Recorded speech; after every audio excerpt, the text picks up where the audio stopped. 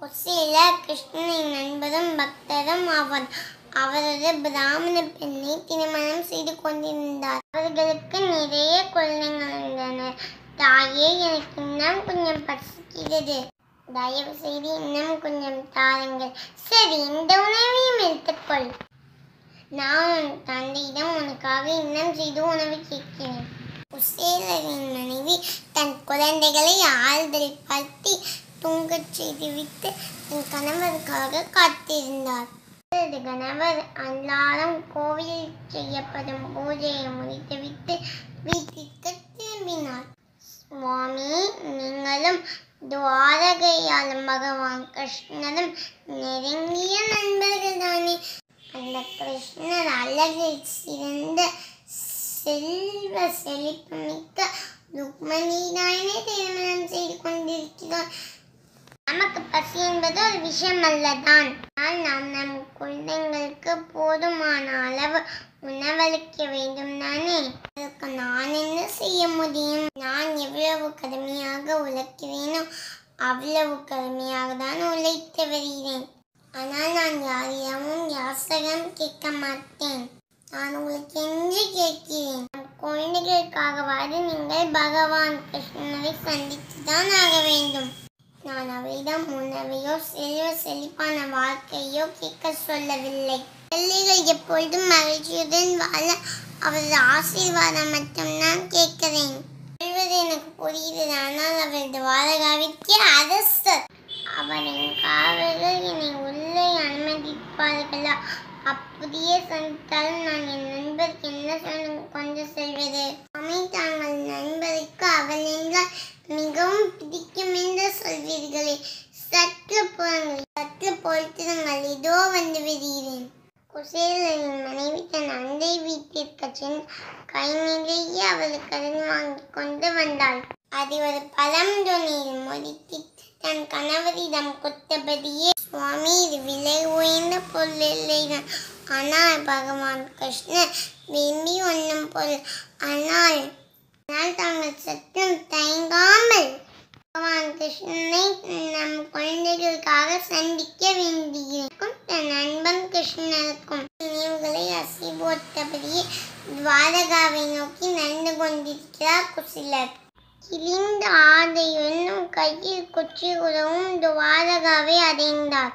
துவாரகாவின் காவலர்கள், நீங்கள் யார்? நீங்கள் யாரை சந்திக்க வேண்டும்? நான் என் அன்பு தோழர் கிருஷ்ணரை சந்திக்க வேண்டும். தயவு செய்து நீங்கள் அவரிடம் சென்று உங்கள் அன்பு தோழர் குசேலர் வந்திருக்கிறார் என்று சொல்ல முடியுமா? என்ன, எங்களை பார்த்தால் முட்டாள்கள் மாதிரி தெரிகிறதா?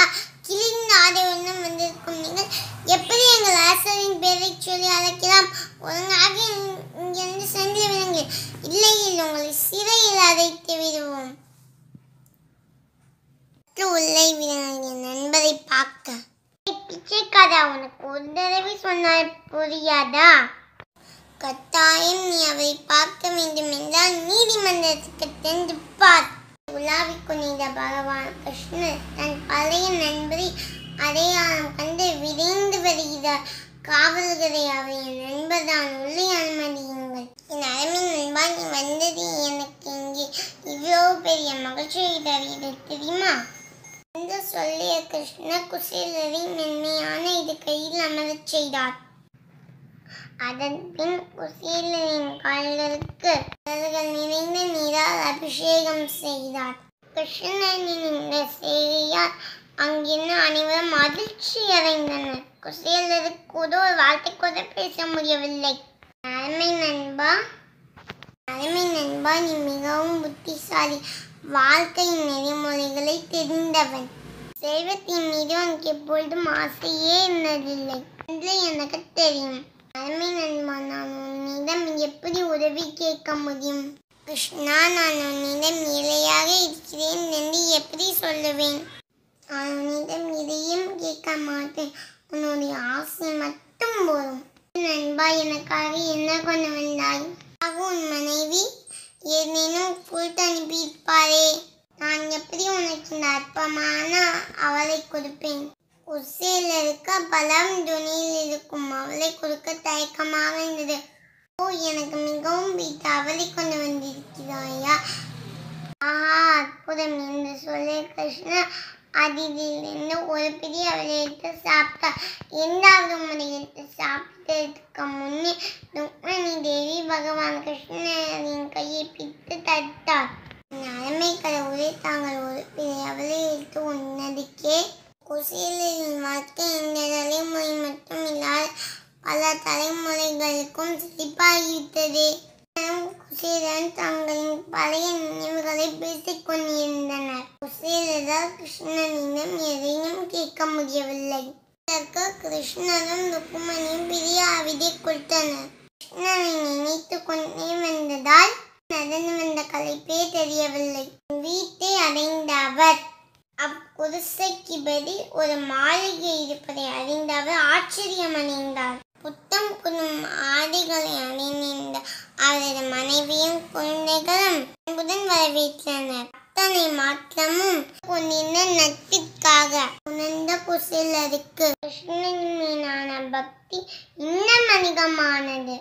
விஷமக்கார கண்ணன், பொல்லாத விஷமக்கார கண்ணன், வேடிக்கையை பார்த்து விஷமக்கார கண்ணன், பொல்லாத விஷமக்கார கண்ணன், வேடிக்கையை பார்த்து விதவிதமாய தாமாரி நாளைக்கு ஒரு லீலை செய்யும் நந்த கோபால கிருஷ்ணன்.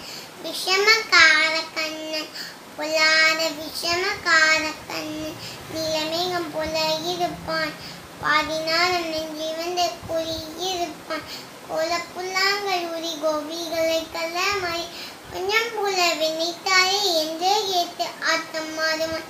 விஷமக்கார கண்ணன், பொல்லாத விஷமக்கார கண்ணன். பக்கத்து வீட்டு பெண்ணை அழைப்பான், கரிதாகம் பார்க்க சொல்லி வம்பு கிழிப்பான். அவருக்கு தெரியாதுதானே கூறுக கிளி விக்கியே, அவள் விக்கி விக்கி அழும்போது இதானே முக்காரியமான். விஷமக்கார கண்ணன், பொல்லாத விஷமக்கார கண்ணன். வெண்ணிப்பானை மூடக்கூடாது, அவன் விளங்கினாலும் கேட்கக்கூடாது, அவன் அம்மா கிதை சொல்லக்கூடாது. சொல்லிவிட்டார் அட்டகாசம் தாங்க உண்ணாது. சும்மா ஒரு பேச்சுக்காக திருடன் என்று சொல்லிவிட்டால் அவன் அட்டை தாத்தா மாமா பாதி அத்தனையும் திருடன் என்பார்.